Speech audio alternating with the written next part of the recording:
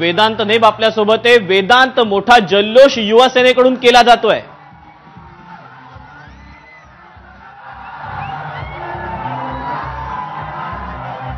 ज्या प्रकारे आपण बघितलं विधानसभा निवडणुकीपूर्वी 2 वर्षापासून प्रलंबित होती। अनेकदा मागणी युवा सेनेकडनं केली जात होती आणि त्यानंतर या युवा सेनेला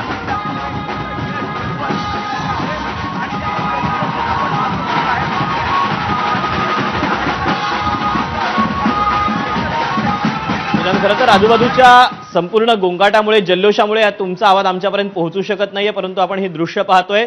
मातोश्रीच्या ही अंगणातली दृश्य आहेत। युवा सेनेकडून मोठा जल्लोष केला जातोय। वरुण सरदेसाई असतील, आदित्य ठाकरे असतील, त्यासोबतच जिंकलेले सगळे उमेदवार असतील, या सगळ्यांकडून आता एकच जल्लोष होताना पाहायला मिळते। सिनेट निवडणुकीमध्ये युवा सेनेला मोठं यश मिळालेलं आहे। तर तेजस ठाकरे देखील या सगळ्या जल्लोषामध्ये सहभागी झालेले आहेत। खरं तर गेल्या 2 वर्षांपासून सिनेटच्या निवडणुका प्रलंबित होता, सातत्याने या निवडणुका घेतल्या जाव्यात अशी मागणी ही युवा सेनेकडून केली जात होती।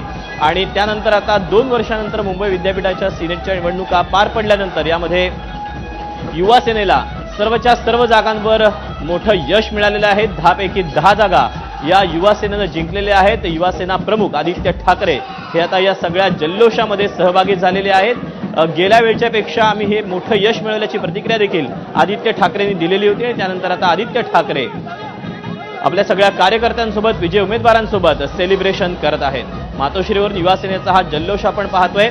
एक मोठं यश सिनेटच्या निवडणुकीमध्ये युवा सेनेला मिळालेलं आहे। खरं तर या सगळ्या निवडणुका प्रलंबित होत्या आणि या निवडणुका घेतल्या जाव्यात अशी मागणी करण्यात येत होती, परंतु 2 वर्ष या निवडणुकांची प्रतीक्षा केल्यानंतर युवा सेनेनं या निवडणुकीमध्ये मोठं यश, घवघवीत यश संपादन केलेलं आहे, मिळवलेलं आहे। आणि त्यानंतर आता सगळे कार्यकर्ते हे आदित्य ठाकरे यांना भेटण्यासाठी मातोश्रीवर पोहोचलेले आहेत आणि या सगळ्या कार्यकर्त्यांसोबत आदित्य ठाकरे, तेजस ठाकरे, वरुण सरदेसाई अशा सगळ्या युवा सेनेच्या प्रमुख नेत्यांनी सेलिब्रेशन केलेलं आहे।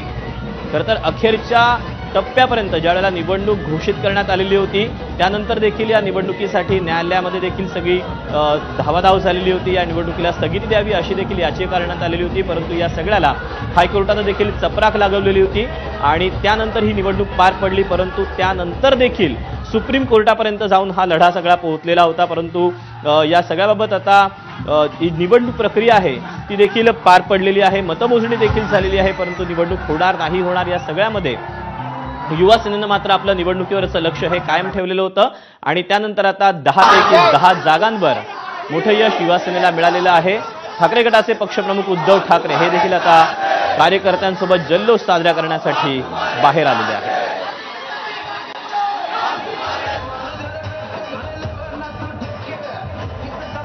आदित्य ठाकरे, वरुण सरदेसाई, तेजस ठाकरे असे सगळे प्रमुख नेते सहभागी झालेले आहेत। रश्मी ठाकरे असतील, उद्धव ठाकरे असतील, हे देखील आता यामध्ये सहभागी झालेले आहेत। एक मोठं यश म्हणावं लागणार आहे।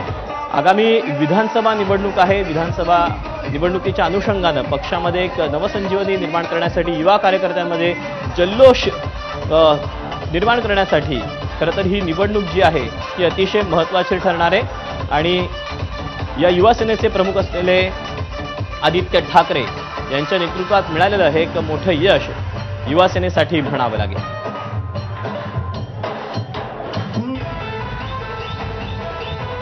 आता आदित्य ठाकरे काय नेमकं बोलतात पाहणं महत्त्वाचं ठरणार आहे।